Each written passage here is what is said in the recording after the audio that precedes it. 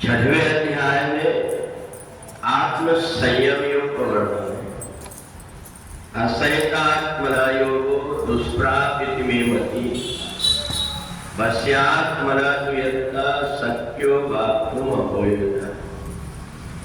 भगवान कहते हैं कि मेरा मत है कि जिसने अपने मन को, इंद्रियों को अपने वश में नहीं किया है, उस व्यक्ति का भवसागर से पार होना मुश्किल है। भगवान ने इतने सारे जितने योग बताया, उनकी सिद्धि का एक रास्ता है, वो है आत्म संयम योग।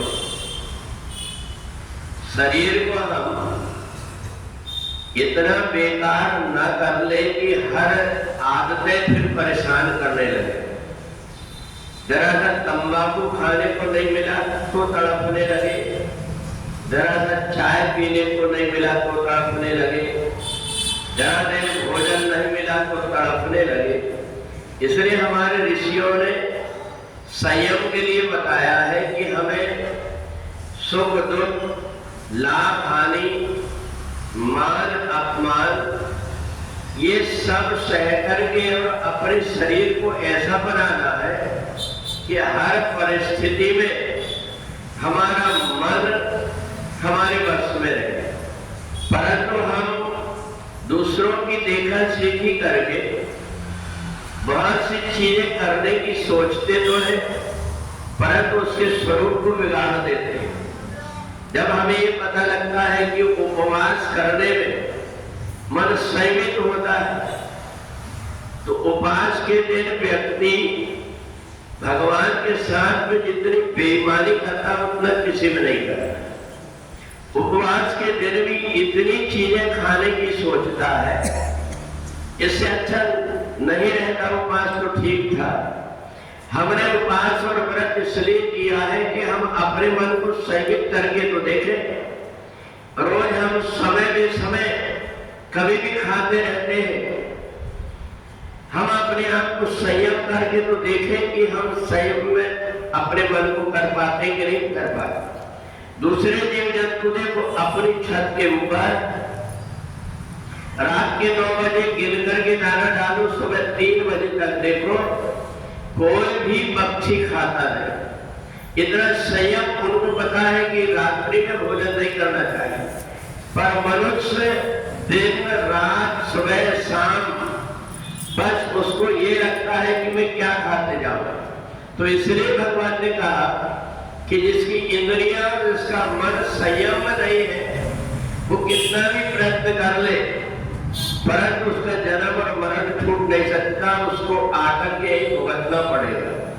और जो स्वर्ग और नरक है, यही जीवात्मा को जब इसका स्थूल शरीर छूट जाता है, तो जीवात्मा को स्वर्ग वो है जिसने अपने आप को संयमित कर लिया है, शांत कर लिया है, किसी की बात से वो क्रोध में नहीं आता, मान अपमान, लाभ हानि, सुख दुख, भूख प्यास, इन सब को अपने वश में कर लिया है।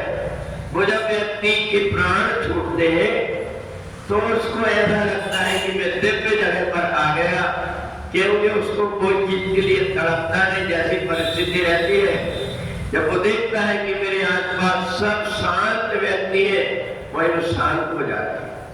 परंतु जिसने अपनी जिंदगी में हमेशा इंद्रियों के पीछे भागा है, अपनी आदतों के पीछे भागा है, मरने के बाद में जीवात्मा को आदत पड़ गई है उसकी विषयों की, तो वह सोचता है कहां से थोड़े से मेरे को पान खाने को मिल जाए, कहां से मेरे को तंबाकू मिल जाए, कहां से मेरे को थोड़ा भोजन मिल जाए, कोई चाय मिल जाए। वो तड़पते रहता है, पर उसका मुख होता नहीं, मुंह नहीं होता, इसलिए वो तड़प तड़प करके बेहोश हो जाता है। और ऐसा जीवात्मा किसी अनाज में भूख के कारण जाकर के वहां पहुंच जाता है, और वो अनाज के माध्यम से फिर से जन्म लेकर के संसार में आ जाता है।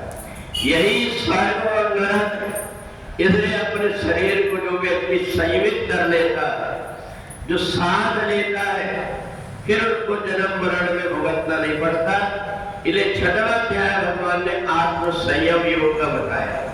तुम अपने आप को कितने कम में कितनी सहजता और सरलता से जीवन जी सकते हो, उतना ही तुम्हारा संयम हो जाएगा। और ऐसा व्यक्ति जीवन में अपने आप को संयमित कर लिया तो जब उसको परमात्मा जन्म देते हैं तो ऐसे परिवार में जन्म देते हैं जहाँ सब प्रकार से वो संपन्न होता है।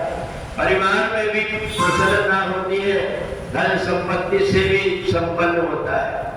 परंतु जो व्यक्ति असंयमित होकर के इधर उधर भागते रहता है, ये भी मिल जाए ये भी मिल जाए, इसके लिए रात दिन तड़पते रहता है, उसको मरने के बाद में अनेक प्रकार के दुख भोग करके फिर से मनुष्य शरीर में आता है और यहाँ आकर के बहुत सारी चीजों के लिए तड़पते रहता है।